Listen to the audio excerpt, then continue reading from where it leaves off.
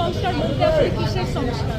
Specially আমাদের যে judicial system, আমাদের আইন ব্যবস্থা, সেটার সংস্কারের পক্ষে।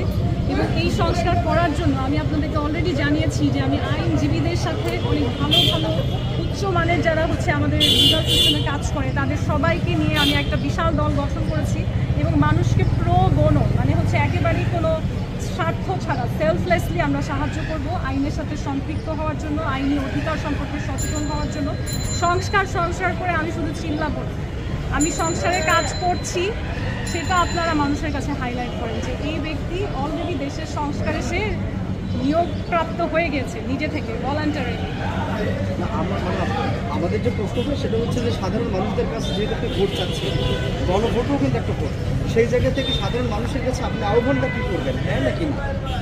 সাধারণ মানুষকে আমি প্রভাবিত করব না, আমার কাজ হচ্ছে সাধারণ মানুষকে জানানো যে আমি কী কী সংস্কার দেখতে চাই, আমার মতো বা আমার আইডিওলজিটা কি। সাধারণ মানুষ যখন গণভোটে যাবে তারা নিজ উদ্যোগে বুঝে নেবে যে আমি কাকে